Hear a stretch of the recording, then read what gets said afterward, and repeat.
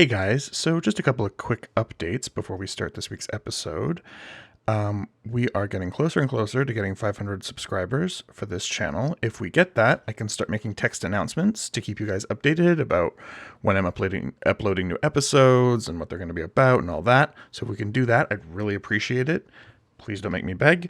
And then secondly, I mentioned the name of one of our longtime subscribers, Patreon supporters, Pale Green Carnations. In this episode, I call them Pale Green Flowers, which is incorrect. So I just wanted to correct that. I tried to edit it, but I couldn't do it, unfortunately. So yeah, anyway, without further ado, here's the episode. Hello, everybody, and welcome to our final episode covering the end of Evangelion. This will be a... Part 5? It's part 5. It's part 5 of our coverage of End of Evangelion. This episode is... I don't think it's going to be as long as the other ones. Do you? No, I don't think so. This? I don't really have a good... This will be a very finalistic episode.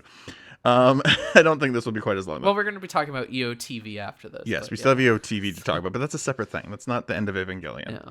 And Michael's got a lot to say. He's made a lot of notes on story structure and such. And I'm Alex, by the way. That's my name, if you don't know already, if this is your first time watching. And They definitely know. I'm joined by... You're the favorite. I'm the favorite. You're I'm the nice one. I am good cop. I am good cop at most of the time. You're a good cop. I'm bad cop. I'm Goat Jesus, by the way. Which makes sense because like goats are like the devil and whatnot, and you're Alex the angel. So you got the A's. Good. So okay. Yeah, I have an A in my name, so I'm an angel. Yeah, exactly. A for angel. A for Alex Angel. Alangel. Alex Angel. Alex Angel. Anyway, we're gonna talk about End of Eva today. We're going to be talking about End of Eva. So we finished the movie. We finished our commentary last time. I think we were both exhausted by the time that we reached that. 4 parts to talk about a movie is quite a bit. Hopefully we provided some new things and some interesting perspectives on it. Nothing. But I think End of Eva is my favorite version of the Evangelion ending. I like it because it is extremely bold. It's visceral. It's not exactly subtle, but it's challenging. Mm-hmm. It's challenging, very challenging, and that's what I really, really like about it. It like too much work. I feel like creators get wrapped up in falling in love with their characters and can't bring them to their logical conclusions or necessarily torment them. And tormenting characters is a good thing. Sure. And I think it is. It leads to conflict. Conflict is drama. If there's no conflict, there's no story, which is a big thing. There can be, but not really. I mean, The human heart in conflict with itself. I've been watching a lot of Game of Thrones videos. William Faulkner said that, and George R. R. Martin says it too. Anyway. I like Hot D, by the way. Hot D is pretty cool. It is cool. So far. I didn't like the last episode that much, but yeah. Anyway, End of Evangelion. The new one that came out? Yeah, the one that just came out. The last 3 have been kind of lesser quality. I thought they wrapped a whole episode up in like 5 minutes at the end of that episode, and I was like, why would you do that? But the rest of it was good. Anyway. So this version of the ending has Shinji at his lowest low. It has it at his lowest lows and arguably like high highs. And so we get a lot of shifting with the character. And what I really, really appreciate is that we have a want versus need conflict that is atypical but still works, where you have Shinji who wants to essentially not do anything. His ultimate and it is an action to be inactive. It's kind of like watching someone getting murdered and doing nothing. That's still a choice, right? Yeah. That you don't step in. And so Shinji is making choices. He's making choices like actively and choosing the wrong decisions and everything like that, where I feel like in other versions of the ending he's either blasé or passive, like when I'm thinking about either the rebuild or the manga or even EOTV. In EOTV, he doesn't really have any clear actions except for towards the end of episode 26. So it doesn't really function as a traditional narrative there. Still like it.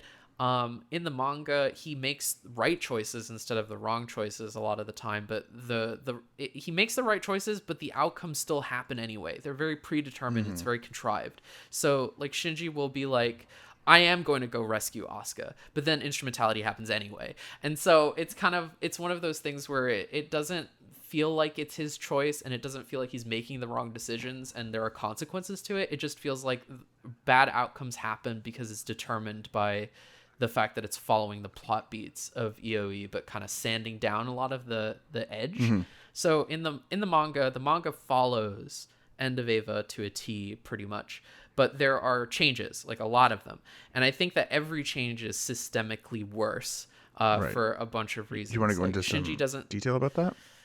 Yeah. Shinji doesn't have he's not in the mental headspace that he is at the start, because partly because his relationship with Kaoru was very strange. I think in the manga it was he was attracted to him, but not that attracted to him. Kaoru basically puts Shinji off by murdering a cat. Yeah. At the start of it, and that sort of sets the tone for their relationship. It's nowhere near as strong and romantic and as powerful.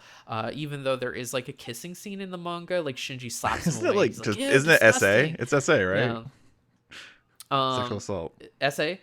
Yeah, it is basically in sexual assault in that situation. And Shinji's like, I don't even know why I'm hanging around you and all that, and he doesn't really like Kaoru, so when he kills him, it doesn't feel as strong or impactful, and that has an effect on the way that End of Eva is approached, because we have Shinji in the manga being very, very he's very neutral in comparison, where he's not absolutely depressed to the point where he wants to do nothing. And so he's standing over Asuka's bedside and he doesn't whip it out. He doesn't do anything like that. Right. He doesn't. It's very sanded down. And Asuka has she wakes up and basically screams before he can do anything and starts strangling him, and then Nerve staff come in and they pull her off of him, and he leaves, and he's like, wow, that was crazy, she's a crazy bitch, or whatever. Did we ever make the joke that they clearly have a camera? Did we make? Yeah, we did. Did we make We that did. joke? We've talked about that before. They have a camera We pointed in. it out. Okay, fine. In the hospital, and so Shinji's on camera. People can see that. Yeah. That's why Ritsuko knows everyone's everything. that's why they're so shady on Shinji, because they all know his secret.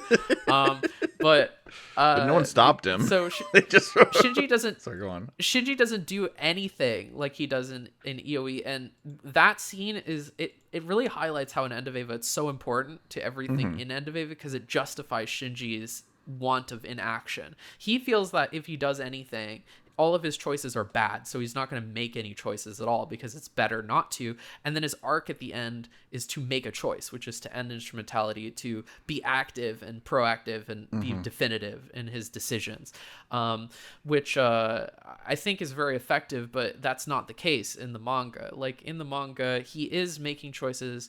It's not an arc about that at all. It kind of loses the arc, I think, for Shinji, and it makes him more into like a weird Giga Chad, and it tries to explain and psychoanalyze the characters in a way that, well, Shinji rescues Asuka as a damsel in distress, so she's being attacked by the Eva series, and she's a lot less powerful in the EOE manga. In the manga, she's like cowarding and going, I'm losing, like that sort of So thing. Shinji's And there for the battle. I haven't read the manga. Shinji swoops in. Yeah, he's there for the battle against the Eva series and actually kind of wins, but sort of it happens anyway. Instrumentality is just one of those things. And at least I remember him winning. Maybe it was more of like a standstill type of thing, or it was interrupted halfway through. Yeah. But also there's stuff like Gendo. What they did with Gendo, I really don't like in the manga, where he has the Adam embryo in his hand, and he goes to save Shinji instead of Misato, which is a strange decision, I think. And he uses the Atom as like this AT field shield and deflects bullets with it, which is hilarious to like actually watch Gendo deflecting bullets with AT field shields. It's just cheesy. Like the imagery of that is probably the worst thing. It's like the worst decision that they could have done with Gendo, barring him fighting Shinji in 3.0 plus 1.0. Because I think that him battling Shinji is like probably the most out of character that I've seen Gendo, because Gendo is very like passive and blasé and sneaky and all that sort of stuff. So I think it does betray character to have him do a battle, and at least here it's like more defensive, but it's still kind of it's still kind of weird. I So mean, much for subtly yeah. criticizing the reboot films, as we agreed.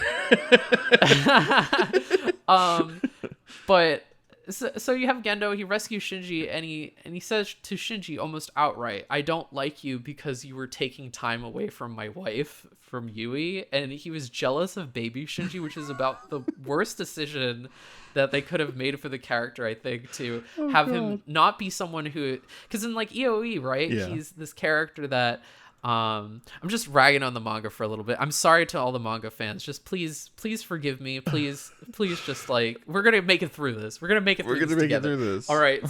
Okay. So I'm gonna have someone in the comments going like, "You're so wrong about the manga." Like, You here's probably blah, will, blah, blah, yes. blah. That's okay. We all have different opinions. We all have different perspectives.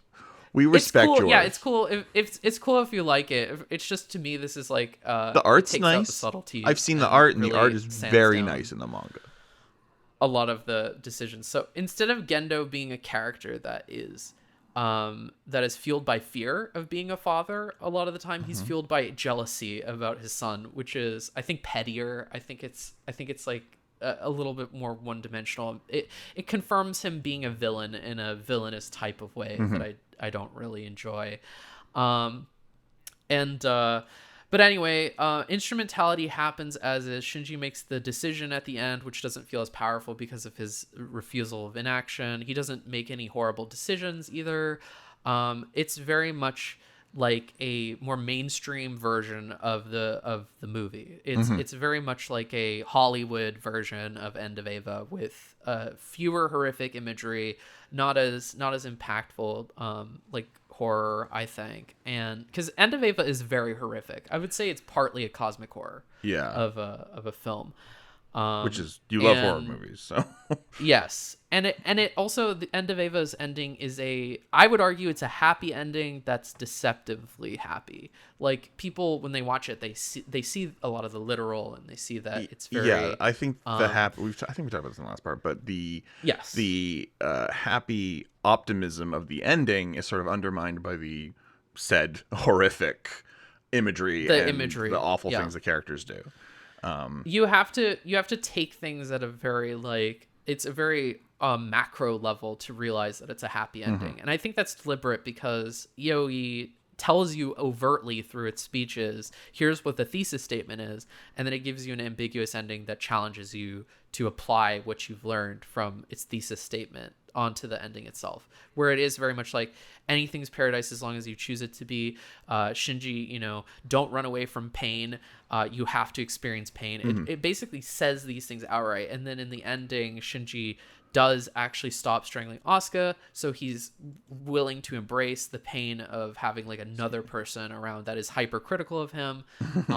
And it really provides more of a happier kind of subtext. It's subtext, but it's there. It's a happy ending subtextually. And in the manga, it's overtly happy of an ending. We see everyone's come back to Earth. We see that human civilization's rebuilt itself. We see Shinji and Asuka interact and kind of have like a very romantic element to it. And then Shinji gives a speech at the end that's not dissimilar to Edward Elric's speech at the end of the manga for Fullmetal Alchemist, where Shinji goes, "I am myself, yada yada," and it's very Full Metal Heart-esque. If you're familiar with Fullmetal Alchemist, Edward gives the speech at the end, and he's just like, "I have a heart made of full metal." It's a very uplifting kind of speech, and he does that in the manga too. I just don't think it's as powerful. I don't think it's as challenging. I think it gives people what they want to see, but it's the same story. It's just like a version of End of Evangelion with its edges removed and sanded down.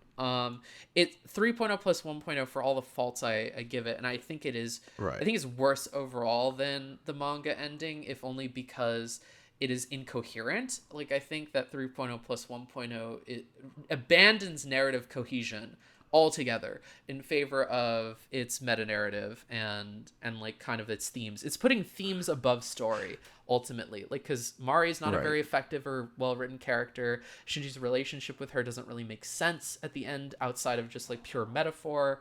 Like, even though you read the ending of Evangelion the end of Evangelion's final scene in kind of a more abstract kind of way, it's still based in character. It's still based in narrative. We really lose sight of Shinji. It's in 3.0 plus 1.0. It's very Anno first. It's very meta. It's Shinji's arc doesn't make sense. Yes. You think you can see the author too much? He's too present. Yes, in I 3.0 think so. plus 1.0 And, versus this, where you don't see Anno as much. Like with 3.0 plus 1.0, right? You have Shinji who is kind of getting it easy in comparison to here, where everyone is throwing themselves at Shinji and being nice to him, and he's even questioning, he's like, why is everyone so nice to me? Everyone's nice to him to conveniently get him to the point where he is happy enough that he can fight Gendo, and this all happens in a 50-minute time frame, and the rest of the movie is dedicated to like incohesive action. So 3.0 plus 1.0 is very like, it's not story first, it's not putting the character drama first. It is very like action, but not in an effective way, where it is very Dynasty Warriors, very CGI driven. There's not really stakes that are clear. It's like you can't even tell like what is happening at any given moment. It's very like incoherent, I think, as a whole. But it is trying to be new, and it does manage to mostly be new. So I respect it for that more than say the manga ending, which is copy and paste. But let me just change the homework a little bit so that everyone likes this. That's basically what it is. It's like EOE Control C Control V Control R, replace all the dark stuff. So yeah. To summarize quickly, because we should get back to EOE instead of the rebuild the manga. You think the manga takes the ending of End of Evangelion and changes it just a little bit to make it more of a crowd pleaser than the movie is, aesthetically, I suppose. And then 3.0 plus 1.0 and End of TV takes is my the second ending of favorite EOE and ending. does something completely different, does something new. It's also, it kind of falls into the same trap that maybe 3.0 plus 1.0 does, where it kind of loses narrative cohesion. I think it's more justified considering the circumstances there. And it doesn't totally lose it. Like Shinji's arc still makes sense, I think, in End of TV, whereas in like, you know, something like 3.0 plus 1.0, the world aligns itself in a way that Shinji's arc is fulfilled. So where it's like, oh, he needs everyone else to be nice to him in order for him to get the nerve to stand up against his father and such. It's very convenient. Like the world just warps itself to be able to make Shinji happy. Yeah. What EOE does different is it gives what does Shinji EOE the do differently that you hand. really like? He's drawn all the cards, and it constantly gives him these choices to do the right thing, and he cannot because of all the previous decisions. It's really compounded on everything that came before in a way that I really like. But it also is the highest level of conflict out of all the versions of Eva's ending. It's the one where the stakes are the highest, where if Shinji doesn't do something to save Asuka, she's going to die, and then she does. It's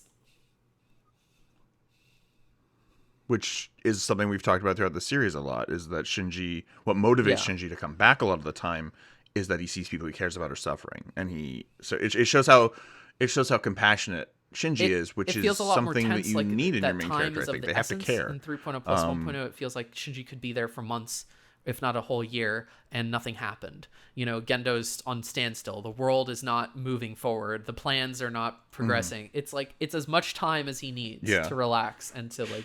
Whereas here, it's like time is of the essence. You need to act now. You can't because you've just murdered your space boyfriend. You've just did the deed in front of one of your best friends.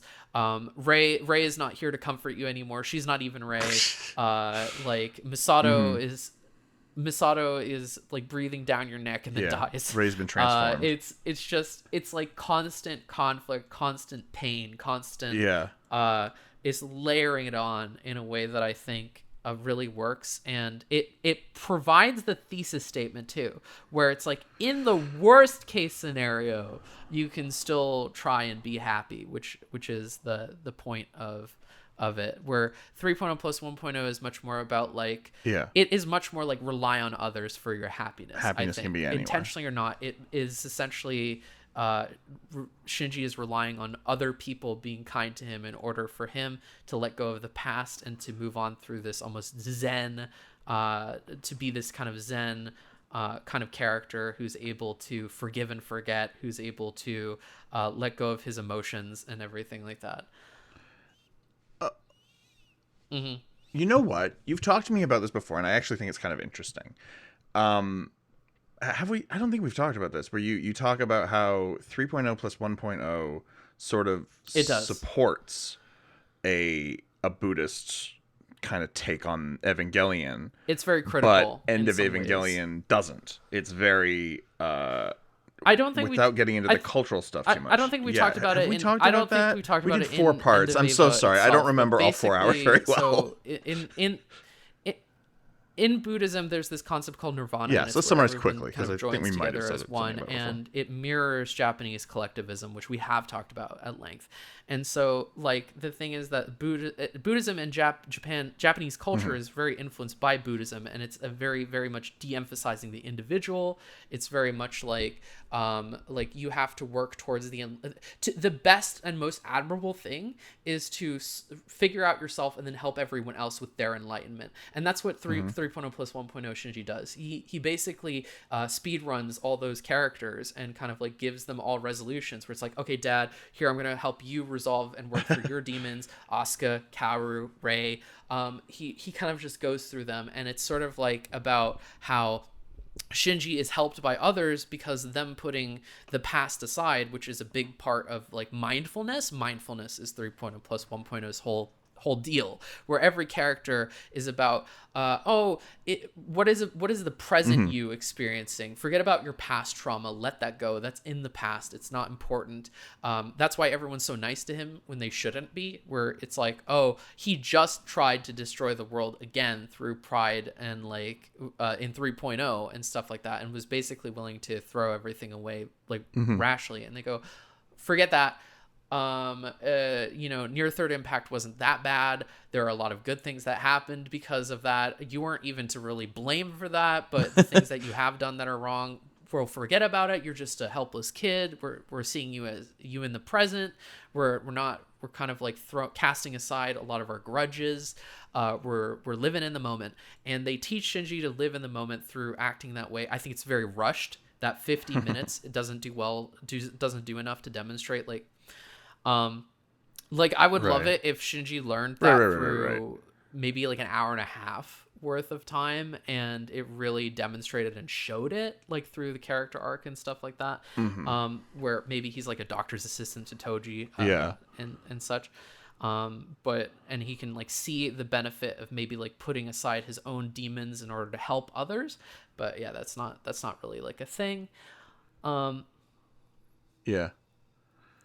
Yeah, I mean, what I liked about that movie, I don't think we're going to cover that movie, so I'm just going to say it quickly. What I liked about that movie was it was first the best half, part the of the stuff on movie, farm, for sure. where people are just kind of living their lives. I think that much more time in the needed to future. be dedicated to it. Like That's I the part would I have been liked. okay with being there. Because it's something I'd never seen in Evangelion before, really, was them getting older. Like, one thing about Ava, and I think it was a big mistake in 3.0, not to harp too much on It's the the rebuilds because I end. don't It's want to the get into end. that even. I mean, we're kind of a sunk cost fallacy at this point, but it's the end. I didn't want this to turn into harp on the rebuilds, the podcast. But one thing I didn't like was in 3.0, when we flash forward 20 years, everyone looks exactly the same. And I'm like, well, I kind of want to see all those characters as adults. Like, what are they going to be like in 20 years? Not just this brief little sequence where Shinji's on a train platform and he's like, oh man, I'm so happy. And my weird girlfriend is like behind me, hitting on me. I'm like, that didn't interest me as much. I wasn't as, I was sort of curious about it. So I didn't like that much.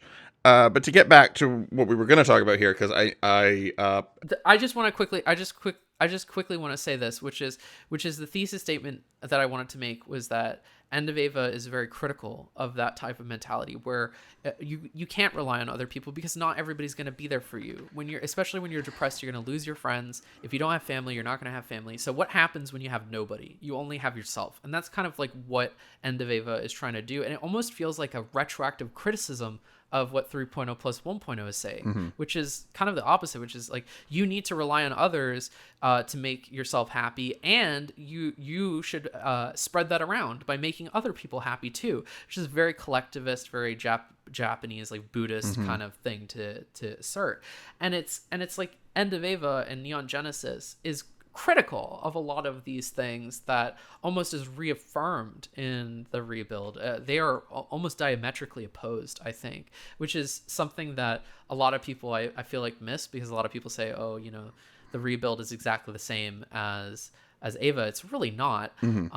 It is sort of saying like it's important to lean on others so that you can pick yourself up and then be that person who helps others pick themselves up. And that's what really leads to true happiness, is once you're in a good place because of others, you can assist others.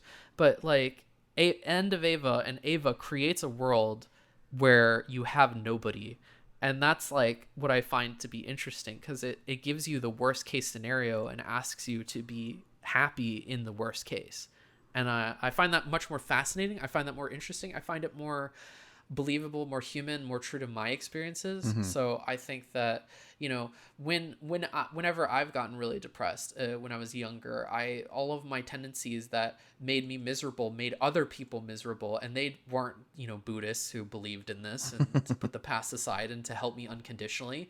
They were people who saw how I was acting, getting annoyed with me and leaving. And so I would push people away unintentionally when trying to seek help. And that's true to my experience. It's definitely not the case with the rebuild. And I think End of Ava is very powerful because it gives you the fishing pole for happiness. It's like, well, you know, if people are not going to give you fish, you have to help yourself.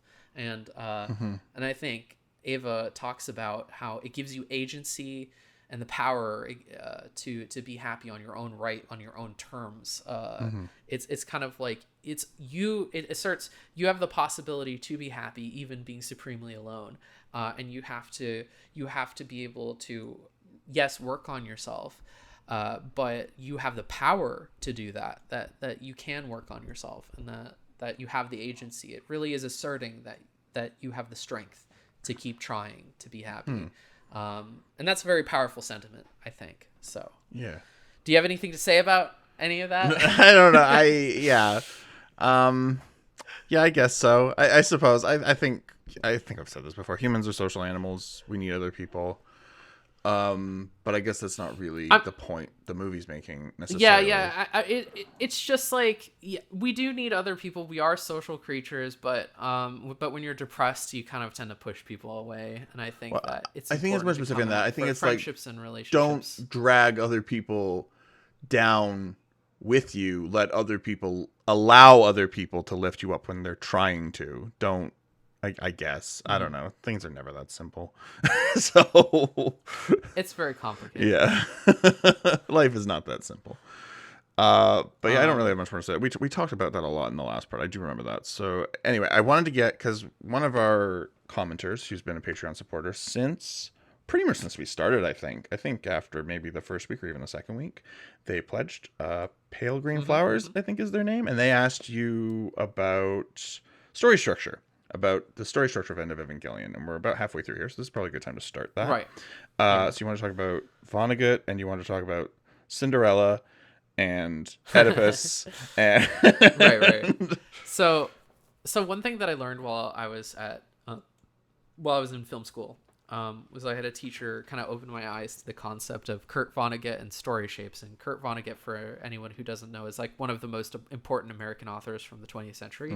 He wrote Slaughterhouse-Five, very famously, which is a very like atypical story structure. It's not atypical story structure. It's atypical in terms of just like timelines and kind of jumping in and out of space and reality, uncertainty. The book is about a man who is kidnapped by aliens that look like plungers with with hands on them, and it kind of goes through his life as far as just like him being in the war and everything like that, and starting a family in this weird alien bubble that he's been captured in. It's very bizarre, very like postmodern, but it follows a story structure that is very familiar. And Kurt Vonnegut talks about this. Is a story shapes is how he refers to it. So if you look up Vonnegut story shapes, you're going to get a lot of results on Google for this. But he kind of examined a lot of the most famous, a lot of the most popular stories, and made graphs based on the attitude that the characters were experiencing, or how the audience is meant to feel reading the story, based off of like kind of tragedy and comedy, where it's very like a comedy being the Shakespearean version of comedy, where it's jubilant and like joyous. Comedy ends happy, tragedy ends badly. And so there's this kind of binary that you can graph stories on, where, you know, things are going well and it kind of goes up on the graph for the characters, and then things are going bad and it goes down, and it kind of has this it's like, imagine a graph and you're charting it kind of like a bell curve, and everything like that as the story goes forward. And a lot of stories do this unintentionally. It's just because it's based in previous narratives and things in our culture, we tend to veer towards, specifically in Western civilizations, we tend to veer towards stories that are influenced by Greek or biblical types of narrative structures and shapes, emotional journeys that our characters go through. And interestingly enough, Ava, kind of coincidentally or not, falls into some story shapes that mirror that of the West in a lot of ways. The entirety of Neon Genesis Evangelion at its core, like episodes 1 through 7, kind of that's structured more of like a man in a hole, and then where Shinji has to get himself out, he's very depressed and everything like that, and he finds friendship. And then in episodes 8 through 15, it's kind of like riches to rags type of structure, where everything's good, and then it kind of gets like worse towards like episode 16, and then 16 is very like just downward, sort of Kafka-esque slope. Because like Franz Kafka would write about stories that start off bad and get worse. It's from bad to worse is what you would call that. And then at the very end, which is EOE or episode 25, 26, it's that ascension, that arc again. And when you put all those pieces together, it creates a Cinderella story shape, where you have like a character like Cinderella who starts off, you know, her dad dies, evil stepmothers comes in, stepsisters are evil, they treat her like crap. So we kind of go down, we have that descent, and then we have the rise, where it's like fairy godmother, the ball, meet the prince, the love of my life. And then we start to go down again at midnight, things get worse, she's trapped locked in the attic, and like they're like, oh, we're gonna get the prince to marry one of my stepdaughters and everything like that. It's just horrible. And then version, but yeah. And then well, no, they do that. They remember how they cut their feet and stuff like that in the original Grimm fairy tales in order to fit the shoe. Right. Well, no, I know the shoe is. Yeah, sorry. It's because he's gonna marry anybody who whose foot fits the shoe, which is kind of dumb, but whatever. It's a logical way to pick a wife, okay? And then there's that rise again at the end, as Cinderella is freed from the attic, and she goes to meet the prince and puts on the slipper, and she is indeed the girl from the night at the ball, and the prince marries her, and she lives happily. So what does that look like as a plot structure, as a plot graph? It's as a graph. If I'm going to describe it, I mean, you should Google this if you're listening, by the way, which is like Cinderella story shape. I'll try to post it somewhere. Like, yeah. Look at the description. We'll have some links and such to these things, but it's a down kind of bulb, and then a up bulb, okay. And then a down. So with the again, Cinderella structure, it goes down because things are bad, then it goes up because she goes to the ball, then it goes down again because the ball ends, and then it goes up at the very end because she marries the prince. Yes. And that as well is a New Testament structure, the Jesus story. The Jesus story follows this to a T, and it's actually the reason why Cinderella is even structured the way it is theorized, because it's like that biblical type of structure again, where you have Jesus, kind of like the Old Testament, everything's kind of going bad and everything like that, with God being unforgiving and smiting people and all that. Jesus comes into the picture and everything's sort of great again, because Jesus is like the light that is leading people out of the darkness, and then he's crucified, which is the downward again, and the resurrection, which is the up again at the end. So it's that sort of like the before Jesus dead, Jesus resurrected. It's that down up, and people love it. They love that story shape. It's one of the most popular story shapes. Harry Potter famously is like this. Full Metal Alchemist is like this. There's a lot of things that use the kind of the down up sort of structure, and it's very, very, very popular. But there are other structures other than that, other story shapes. One of the most notable ones is Oedipus, the story of Oedipus Rex, which is the first half of End of Evangelion is structured like this, where we have the down up down, and that's kind of like what it is. And which so is the tragedy. Yes, it's a tragedy structure. Like in a tragedy, it's going to be down. And there's a couple different types of tragedies that you can have. Riches to rags is a tragedy. So it's just a slope downward. There's no. It's just things are good and then they get bad. And then there's Icarus as well, which is things are bad and then they get better and then they get worse. So it's that down, up, down. And then there's Oedipus, which is up, down, down. And that's kind of. And so when we start End of Evangelion, things are kind of down for sure, but things are they sort of start to shape themselves in a way that they're going up. It's like a little bit of an upward trajectory where Misato is like coming in, she's taking charge. Things seem like they're gonna go okay, because we got the band back together. Ritsuko's being like freed and everything. And then Geno's going to go save Rei, everything like that. Then the JSSDF come in. It's just horrible. And so things are getting worse. And so we're everyone's dying. People are getting killed and everything like that. But then Asuka comes in and she's able to save the day. And we have that up, and she's triumphing, and things are going well. And then she dies, and Shinji doesn't do anything about it, and Misato dies, and it's just we get that fall again. So we have the first half of EOE, which acts as an Oedipus kind of structure, and then the second half of EOE is very much like a from bad to worse. It's Kafka-esque for a while, where Shinji's just. Everything's sucking. Instrumentality's happening. Everything's still sucking even worse. We're in this absolutely chaotic vortex of voices and horrible things happening. And then at the Shinji is able to triumph at the end. And so it's not a from bad to worse. What it is it's a man in a hole or a rags to riches type of story, where the beat is that things get better at the end.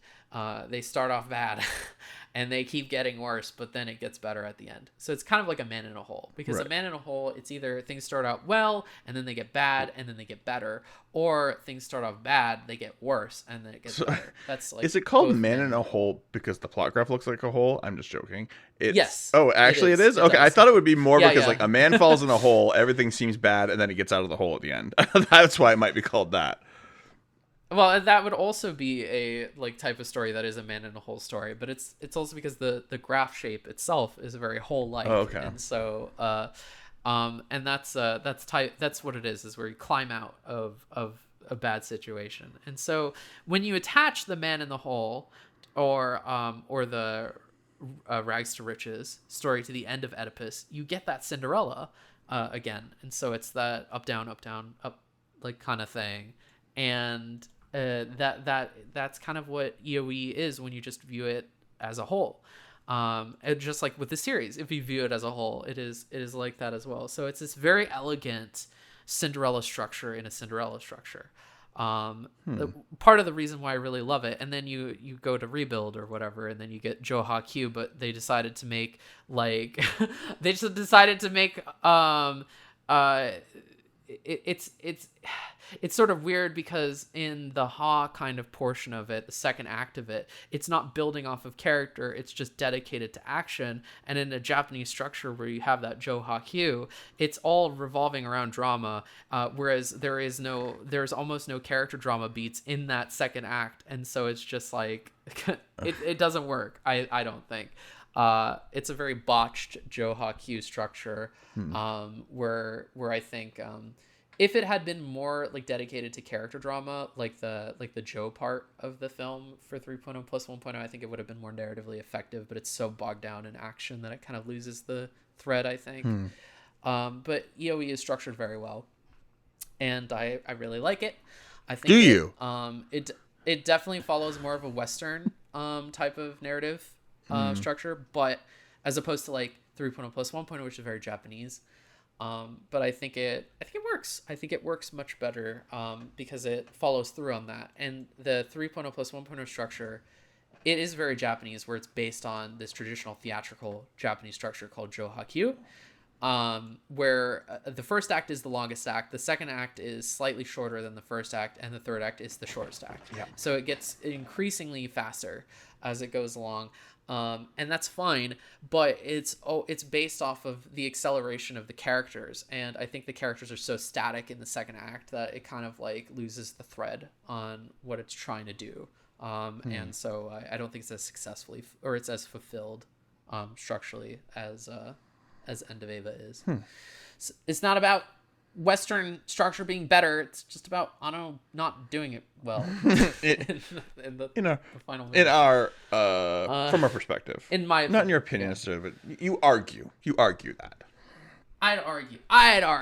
I put forth, gentlemen, I put forth the idea that anyway, that this particular story structure is not effectively portrayed in 3.0 plus 1.0. Show of hands. Anyway, go on. And but if you're into writing, I really recommend looking up Story Shapes from Kurt Vonnegut, because it helps you to figure out what the emotional journey you want your reader to go on is, which is very important. Apart from just structure, like when we're talking about first act, second act, third act, all that sort of stuff, which I guess I was kind of conflating the Joe Hakyu stuff with that, but but Story Shapes are more about the emotional beats. It's like, okay, it's not about pinpointing it perfectly. It's just about having it in like, what is the journey you want your audience to go on, the highs and the lows, the happy and the sads. And if you can start to think about it like that, on top of learning things like maybe 8 sequence structure, 3 acts, 4 acts, that sort of stuff, it's going to be really helpful for you as a writer to be familiar with Story Shapes as well, so you know how you want your audience to feel. Sometimes, especially in my earlier short films, I feel like I wasn't consciously thinking about like, do I want my audience to come away happy or sad, or how do I want their emotions to be like? And if you're not thinking about that, it can kind of be a little bit emotionally confused, a little bit muddled, and maybe not hitting the right beats that you want to, right? It's like affinity and contrast is so important as well, where you have happy moments to contrast the sad moments. That's really what makes things powerful a lot of the time. Like, I'd argue that without NGE's second act, quote unquote, where you have the happy beat with Asuka in the picture and everything like that, it wouldn't make the ending stuff hit hard, where he begins to lose his friends. You need those happy moments to contrast the sad moments, to make them extra powerful. People are really susceptible to being whiplashed in that way, where you want the happy things to contrast the sad things. Story Shapes encourage you to think that way. And so I think that that's really important from a writing perspective. Yeah. Now, Alex, I'm going to rope you in here. Okay. I've been here the whole time. I know you've been on a monologue. We are called Two Gays, One Episode, and so we're both gay. I was gonna make a joke earlier, by the way, while I remember that everything we've said has been said before by the podcast Two Grays, One Episode, and it's about 2 elderly men talking about Evangelion. Go on. Right. Such a bad joke, but I thought it was funny. Go on. So how do you feel like gayness is represented in Eva, like as a whole, and in the film, Queer theory? You want me to analyze it from the perspective of queer theory? Yes. Um, Yes. Bring in your gay expertise. my gay expertise. The movie specifically, I don't think gets into that so much. I think queer theory is largely about being othered and about sort of the isolation of being different. And I don't know that that's a huge part of End of Evangelion, because it's really about. I mean, I think Shinji feels that he's different once he whacked it. But that's not really the point of that scene. The point is to show how despondent he is and how he has no self-worth. That's not really about him feeling outcast by anybody. Masato spends the whole movie trying to break through to him. So it's not really about him not being accepted. It's about everyone else, trying to push him into something. And really the only like queer moment, so to speak, is when Shinji has that like pleasured face on when Kaoru's like, "Hi Shinji," and he's like the giant and he's like holding his arms out to him. That's really the only queer moment in the film. And Ava Unit 1 gets penetrated by the Lance Longinus. That's kind of Sure. I get that's very literal though. That's not really queer theory. That's just literal portrayal of queer. It's just queer. Yeah, it's just queer. It's just a portrayal of anal penetration. I'm sorry to any children listening right now. I hope no children are listening. This podcast about Evangelion. We have the Ava series as well, which I think are very like phallic in their coding and are distinctly masculine in comparison to the rest of the Ava units, and sort of that. I mean, you could almost read like tearing Asuka apart as like maybe like a gangbang, Okay. but also the way that they kind of constrict Shinji and tie him down and such like that. And there's maybe like a sadomasochistic element to the film substantially. Okay. We're reading deep into this film now. We're getting there. We're getting into all the nitty gritty details. The reason why the Ava series have I suppose gender lists is expression Shinji is smack on the lips. is a bigger part of the movie, I think, than queer Yeah. theory is. I mean, Shinji's design was based on a woman, That's Nadia true. and stuff like that. A lot of his Based identity on. is being like Not it's like going through a masculinity crisis where he's not even sure if he's a man anymore. It's like yeah. We did allude to that a little bit in part, but I do think that Shinji is this character that is very pansexual for the purpose of supplementing its themes about love and how Shinji wants love no matter where it comes from. So there's that.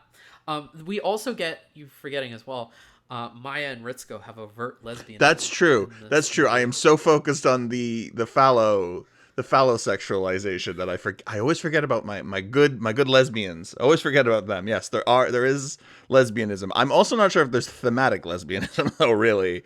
Other than that sort of literal interpretation of presenting two women kissing. I guess it's an aspect of Maya's character. It's And definitely Maya not. and Maya is It's our not done for the Bridge Crew, as it's we not said. done for objectification or like to please its male audience. No, it's not done at all. Very circumstantially. Not at it's like all, I don't think, in that case. Any accusation you can make about the male gaze or about the male centrism of the movie, I don't think you can say that about the moment where Maya is excited about Ritsuko. I don't think that's No. not at all. And I really like that representation. It's very incidental. As well. It's very incidental. Very It's mature. not, and she's not like a victim, and she's not like there's no. It's not fetishized, and it's not treated like a grand moment of like, aren't you proud of us? No. For writing this, it's just very there. No, exactly. And, it's not done for the kudos. It's not done for nothing like that. And I was gonna say, I think we mentioned this initially, is that the Bridge Crew is really the POV characters of the movie. Those are the normal people through which the everyman that what we're seeing everything happen through. They set that up very early on. I think we mentioned in the first part. And so Maya, I guess she's also not. Yeah, there's no violence perpetuated against her. I was going to mention that, but she's also So because she's the everyman, she's kind of the POV character. She's kind of the perspective character. That moment of pure love for her is quite nice, and I think that is definitely queer theory. I think, from what I understand about queer theory. I didn't finish the Yeah, watch. Uh, I think it was really, I think it was built into the character the whole time because you have like subtext in NGP where Ritsuko is quite she's quite sort of talking about cats a lot of the time and being like the cat lady and everything, and then Maya's holding this cat pillow, which you can see at certain shots. Like I think believe Maya's in, crush on the, Ritsuko is very obvious throughout the show. Yeah, and you know, Ritsuko and Maya are really close to each other a lot of the time. You know, Ritsuko's always leaning over her chair and going like, "Hey, this Yeah, thing." So there's stock it's footage kinda, of it that they use repeatedly throughout the show. yeah, but I think it's kind of coded to be there, and then in EOE it's just like here it is, and it's very much the payoff to that plant in that way. It's very deconstructive in that sense. I think there's also something to be said for the fact that in instrumentality, to lower people's AT fields, everybody sees the person that they love, and Shinji, to lower his AT field, he sees Kaoru. So that's kind of like another thing. Oh yeah, they're Kaoru's kind of also represented- lulled into lowering their guard to become. Yes, by their love. Yeah, exactly. that's So interesting. That's Kaoru represents that for him, not Asuka. Even though he says like, you know, Asuka, it's like Or please Rei. be with me forever. There's a clinginess to that, but I think that there is like a genuine romantic element to Kaoru that the film is acknowledging. I think that is also confirmed, reconfirmed, reiterated a little bit by Kaoru saying that he is the representation of love in Shinji's mind, you know, and everything. Towards the end of the movie, you have that kind of Adam Eve imagery with Rei and Kaoru, and Kaoru says like, you know, I am the representation of love. Which, if you want to debate me about translations, you can do that, but Kaoru he does not say we. All right. That can be inferred, but that's not necessarily the case. Oh, If you God. want to come at me, No, calm down. Come on. I know you're being funny, but calm down. Stop it. People are taking you I seriously. know, I'm just being funny. Yeah. People are gonna throw down in the funny. comments. Yeah, please don't turn our comment section into a flame. I think what's really interesting about this and kind of like coordination to queer theory and stuff is like there is the Oedipus complex that has been an important factor in Evangelion, where you have Anno saying that he wanted Oedipal structures within Oedipal structures as part of the big locus of how am I going to write this series? What is the series about? And Shinji rejects Rei in instrumentality, breaks free from her and becomes an individual separate from that. And so you have that rejection of the Oedipus complex, which is funny because the Oedipus story structure is usurped later on by that like man in the hole that we were talking about. Yep. So it's a rejection both structurally and in terms of the overall motifs, but that is being framed as like unhealthy, this attraction to Rei. So we have Shinji X Rei is not canon in this, and then and I think that I think it is funny that Shinji gets, at the end there is that kind of like implication of Shinji and Asuka being together at the end. And I think that that's sort of funny that you have this very masculine woman like being paired with this very feminine man in some ways. So, well, that was there's a queerness to that. We've talked about that too. Asuka is a traditional male shonen hero, and Shinji is a shoujo hero, basically. Yeah, exactly. And I guess a couple of other things that I want to talk about women. I did want to talk about women. Yes, I was gonna say like women, particularly like because we've been discussing that as well, sort of femininity and male gaze maybe in respect to Eva. And so how do you think that they're kind of like wrapped up in this movie? Because women have such a strong presence, I think, in End of Eva, especially the first half is just oh my god. Like Shinji's not doing anything and Gendo's just being Gendo, and then you have all the rest of these women who are in charge of everything else. Basically, yeah. You have Fuyutsuki, and you have Aoba, and you have Hyuga. Yep. Makoto Hyuga, yeah. Those are the men, really. That's kind of it. And then images of Kaoru, but you're not even sure if it is actually Kaoru. Oh, I guess Lawrence Keel, the ultimate patriarch. I'm just joking. The movie is really driven. I don't think Anno is as good at writing women as Sasakawa is. I think Sasakawa is such a brilliant. I think he really gets into the head of his female characters, and he really presents them in a very neutral. All of them, Ritsuko Masato in particular, but also Asuka and Rei to a lesser extent. I think he just writes them so wonderfully and gives you so much texture and detail and such a large degree of what their perspective is and what they want from life. And it's not just traditional feminine things like what men think women think about. It's literally like he doesn't defeminize them either. They're feminized, but in a way that is powerful and in a way that makes sense. So they're like they go to a wedding and they're worried about like, should I get married? Should I not get married? Like, is that what my life is? And I think that is something. I'm not a woman, but I think that is something a lot of women think about. Is that my worth? Am I worth anything if I'm married or not, or whatever? In the those women who long for the touch of others and the right their kisses episode, and this is pay off the movie again. So all those themes even though Sasakawa didn't write this, he was just a consultant on it. All those themes that he seeded in all those episodes come to bloom here for Asuka, for Rei, for Ritsuko, for Masato in particular. Ritsuko and Masato, and I don't know if we talked enough about this, and we're kind of out of time now, but like the confrontation between Ritsuko and Gendo and how much of that is a payoff for everything they showed us about Ritsuko throughout the whole thing, like her relationship with her mother and how important that is, how important Ritsuko's relationship is with her mother. How many like genre stories do you see where there's a scientist character who is really just there to spout exposition about the science thing, and like her relationship with her mother is so integral to who she is as a person. It's the core of her character. It's the core of her character, yeah. and what the and Gendo is just Gendo's an expression and extension of her relationship with her mother. Yeah. So, and how she's repeating what her mother did. I think it's really impressive as well that they tie that in with Misato too, where she has this relationship with her father and Kaji's the extension of that. And Asuka has a conflict with her mother and such, and that's resolved positively. Yeah. But you have like Asuka and her mother is like a big contrast to Ritsuko failing with her relationship with her mother. And Shinji with his mother. Parents and children is a big theme of Eva as a whole.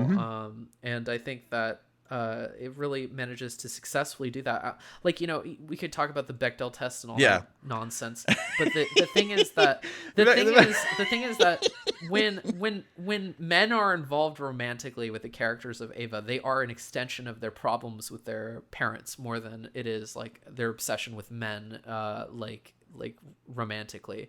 It's not that, it's an extension of the familial, which I think is really important, an important distinction to make. So if Ritsuko is talking about Gendo, she's not talking about him because she's like into him. She's talking about him because she feels used, and she feels like she's repeating the cycle that her mother went through where she was used and everything like that. And so it's very much about like also breaking free from Gendo in that sense, and how Misato herself is indebted to her father, but she didn't like her father, and she's trying to recontextualize her feelings about her father through her romantic relationship with Kaji.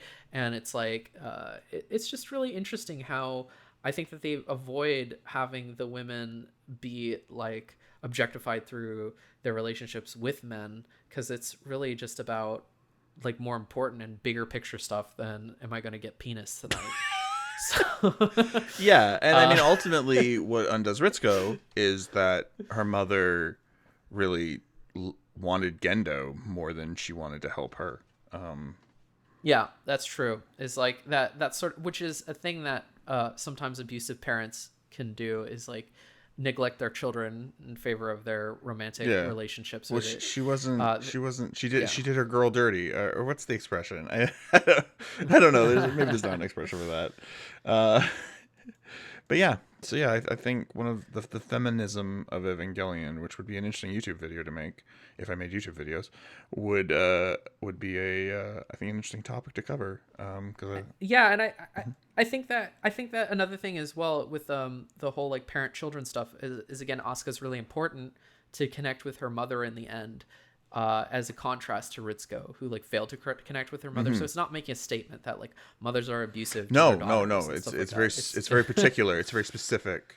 Yeah, but because there are so many female characters and they're so well drawn out by Sasakawa and Ono, there is no single statement of womanhood, because you have this whole array of different female personalities. Spectrum of There's female so many conflict, different ones. You can't, and they're not similar at all. There's nothing that, and they're Yeah. friends. They're all friends with each other. That's the mind blowing thing about this to me. They're not catty. It's so cool. Anyway, I love it. I love it. I love it. Yeah, it's great. And I really like that this show gives masculinity like a challenging portrayal through Shinji. That it also has like characters like Toji to contrast that. We have the hyper masculine boy compared to the feminine boy and everything. Yeah. But it doesn't like the thing about Toji's meatheadedness is that it also frames the virtuousness that he experiences through concerns of his sister as being like absolutely integral, you know, that he's compassionate and cares about his sister, and that he feels bad that he hits Shinji, that it's you know, the toxic masculine route, Which isn't necessarily being a man and everything. They kind of and drop that it's, though a little bit, but I think it's there though. it is I think there. it's They kind there. of drop that So, about 2/3 of the way through the show. but yeah, I mean, it's because Shinji's friend group is being torn apart, but I still think it's part of the overall examination of masculinity and malehood. Yeah, masculinity. I think it's a lot of what they say about masculinity comes through in Gendo, Kaji, Kaoru, and Shinji. I think those are the four main guys that you have to look at if you want to see what Evangelion is saying about men. And that's a wide spectrum too. But there's less to say, because I mean that topic's been done to death really too. Yeah, it's true. You know, it's things like protecting those around you that you care about. That's positive masculinity. Being like able to recognize your faults and self-improve is like a positive that's a positive human trait in general. But I think in terms of men, you know, the toxic masculine kind of thing is to be like prideful and whatnot, and to be like more humble, and is a positive masculine trait where you're able to recognize your faults and stuff. Violence isn't always the action. Control of emotion is a positive masculine thing, not being like ruled by your emotions and anger, especially. And I think that Eva does go into this here and there with, you know, you have Kaji sort of being this very kind and gentle mentor to Shinji, and emphasizing protection of the people that you care about is the right thing to do. You know, don't just fight because you're a meathead. Fight because you have people that you love. I think, and that love is the important part in that. So yeah, for sure. I think that's something you learn about Toji too throughout the course of the show. Yeah, and Kaoru as well is also very much about love. Like, love of fellow people is more important than conflict and everything like that. And it's the fact that Kaoru gives himself up and is sacrificing himself for the sake of humanity, for his love of humanity, instead of being violent, instead of fighting, he lays down arms and kind of like allows himself to be defeated. Yeah. I think really shows that as well. Yeah, he cares more about Shinji than he does about cares more about others what he such. There's actually a thing, it's from Gargoyles, where he said one character serves a character because he wants to, and he serves another character because he needs to, and you'll always choose the one you want to serve over the one you need to serve. And I think there's an element of that to Kaoru, that he tries to seek out Adam because he needs to, but he wants Shinji to live on, and that impulse wins out in the end, which I think is interesting. So to wrap up, End of Eva is one of my favorite movies. Still is one of my favorite movies after all these years. It really helped, I think, me discover things about myself and kick me into high gear. Like, part of the reason why I'm so headstrong and determined to do anything in my life, because I'm still working towards all the goals that I have. Like, I still want to be a filmmaker, no matter how naive that is. Well, you went to an Ivy League film school. That's not that out there.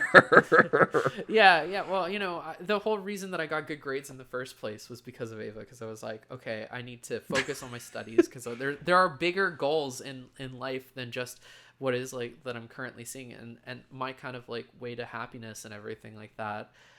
You know, being in a funk and being aimless a lot of the time. This movie is asserting that aimlessness is bad, and you need to take charge of yourself and your life and existence. And that's really one of the important things I got from it, was like seeing Shinji be so passive and kind of learning vicariously. Maybe that's not the best thing to do.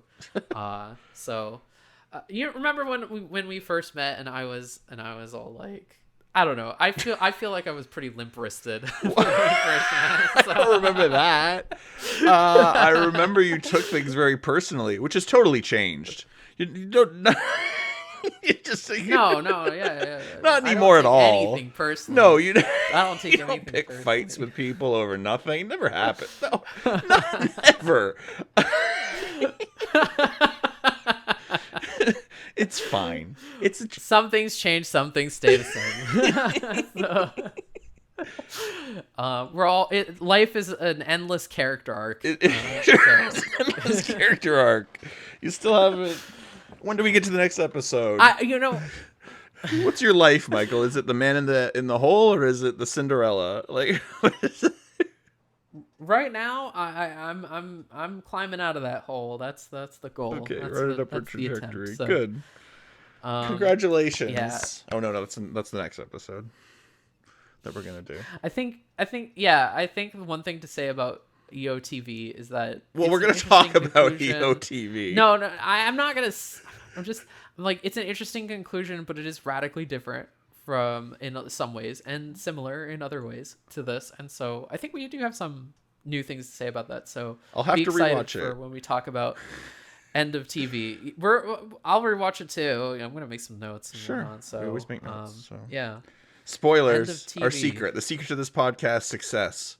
The reason you're all tuning in is we make notes. We make lots of notes. We make notes and we still talk over each other. We still and talk we're over each still other. Chaotic as heck. It's fine to talk over each other. It's a podcast. Whatever. Anyway, so Yeah. thanks for listening. Next time we will be covering End of the Evangelion Television. Neon Genesis TV show. That's Episode Does that make 25 sense? and 26. 25, 26. Episode 25 and 26. The cliff notes to EOE. Mm-hmm. Basically. Well, yeah. It basically. Yeah. anyway. I won't say anything. We'll Next hold on. time. Okay. Let's. Thanks for listening. Next time. Bye. Fan service all the way through. That's my sign off now. I just shout bye. Bye. Okay.